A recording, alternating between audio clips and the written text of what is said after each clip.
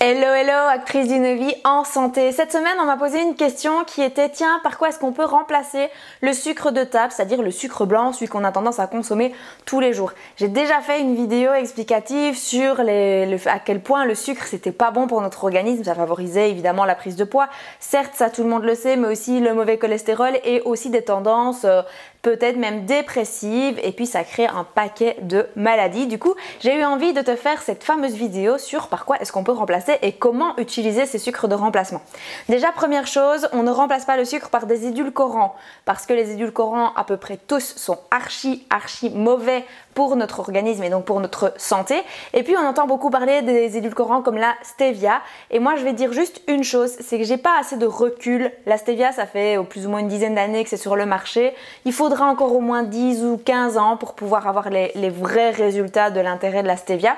En attendant, dis-toi une chose, c'est que entre la plante verte qui pousse dans les jardins, parce que ça pousse facilement à peu près chez tout le monde, entre la plante verte qui pousse dans le jardin et la poudre blanche que tu vas retrouver dans les grandes surfaces, mais et parfois même dans les magasins bio, j'ai tendance à te dire fais attention, surtout s'il n'est pas bio, parce que les procédés d'extraction sont risquent en tout cas d'être très mauvais, et c'est là qui fait que c'est là le problème en fait. C'est pas la plante à la base, où moi je te dirais si tu as de la plante de stevia chez toi, ok. Par contre, si tu achète de la stevia, je te dirais fais attention, on ne sait pas comment ça a été transformé, à partir de quel solvant on extrait les glycosides de stéviol. Donc moi je ne te conseille pas du tout, même des édulcorants soi-disant naturels, de les consommer. Du coup, je vais te parler du sucre. Alors le sucre, déjà, dis-toi que c'est une addiction. On est addict au sucre au niveau de nos papilles gustatives, au niveau de notre cerveau. Donc c'est essentiel que tu en prennes d'abord conscience. Ensuite, quand tu commences à en prendre conscience, c'est déjà une super chose. Tu vas me faire le plaisir de diminuer au moins d'un quart ta consommation de sucre à partir de maintenant. Et comment tu diminues d'un quart? Déjà dans tout ce que tu fais spontanément dans lequel tu mets du sucre. Tu mets du sucre dans ton café? Super. Maintenant, tu coupes ton sucre en deux.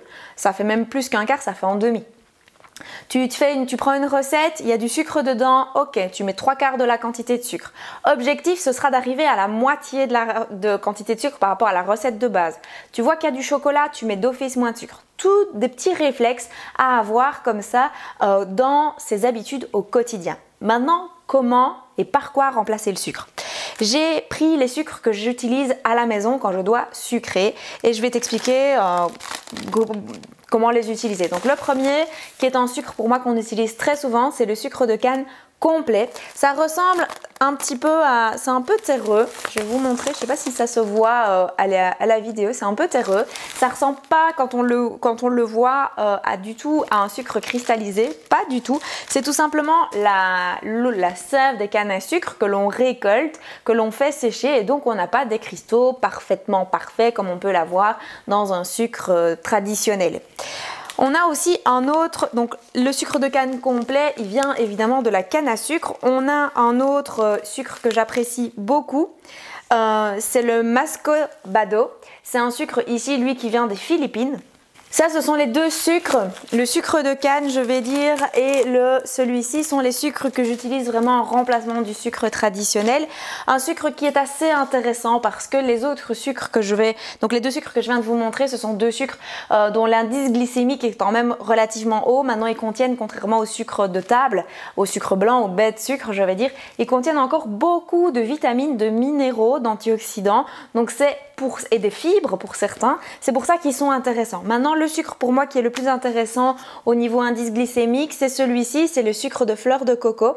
Ça, c'est vraiment intéressant parce que pour les personnes qui ont un diabète par exemple, l'indice glycémique est assez faible, donc les fluctuations de taux de sucre sont beaucoup moindres, la production d'insuline est donc moins conséquente, donc ça peut être vraiment intéressant. Maintenant, un autre sucre qui est assez intéressant, qui se fait sous forme plutôt de sirop, c'est le sirop d'agave. Le sirop d'agave, il contient aussi beaucoup de fructose, en sachant que c'est du fructose naturel. Le fructose naturel ne fait pas fluctuer le taux de sucre dans le sang, c'est le glucose qui fait fluctuer le taux de sucre dans le sang. Ça peut être une alternative. Maintenant, comme dans tout, l'idée c'est pas de remplacer toute la quantité de sucre en version blanche par une autre version, c'est de progressivement déshabituer son cerveau au sucre et en même temps d'utiliser des alternatives qui sont plus intéressantes. Dans la lignée du sirop d'agave, on a aussi du coup l'éternel sirop d'érable, la grande fierté des Québécois et des Canadiens. Moi j'adore le sirop d'érable et donc je l'utilise aussi pour mes préparations. Je vais dire que sirop d'agave, sirop d'érable, je vais plus les utiliser quand je dois sucrer des choses liquides, je le fais pas, mais si je devais le faire, ce serait dans un gruau d'avoine par exemple, dans un smoothie. Je les utilise aussi si je voulais mettre du sucre sur mes crêpes. Le sirop d'agave, ça va être plus dans la pâtisserie que je vais l'utiliser, et les deux autres aussi, je les utilise plus dans la pâtisserie. Il y a le miel aussi, j'ai oublié de sortir mon pot de miel. Le miel, c'est produit chez nous, c'est intéressant. Maintenant, si tout le monde commençait à consommer du vrai miel, on aura un vrai problème qu'on n'a plus suffisamment d'abeilles. Donc le miel, oui. Et alors le miel, il y a beaucoup de qualités de miel qui sont différentes. Moi, je vous dirais d'office d'aller en chercher en magasin bio, parce que même du miel bio de grande surface n'est pas vraiment du vrai miel. Et il faut savoir qu'il y a dans l'industrie un marché du miel qui est absolument infâme et pas du tout éthique, où en fait c'est du sucre que l'on vous vend avec des arômes et ainsi de suite. Si on vous vend ça pour du miel, c'est légal, ils ont le droit de le faire, et pourtant on nous prend vraiment pour des abrutis.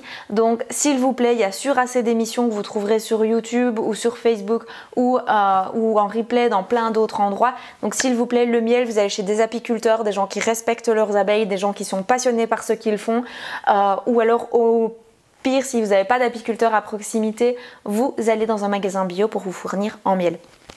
Donc d'office, moi les conseils de base pour non pas remplacer le sucre, mais vous avez vu les alternatives que je vous propose, les sucres de fleur de coco, le sucre de canne complet, je retiens jamais le nom, le mascodabo qui est aussi un sucre de canne complet, le sirop d'agave, le sirop d'érable, vous pouvez les prendre, pas de souci. Maintenant d'office, vous allez réduire au moins d'un quart la quantité de sucre. Idéalement, c'est de moitié la quantité de sucre que vous allez spontanément utiliser. Par exemple, le sucre dans le café, objectif 0 sucre.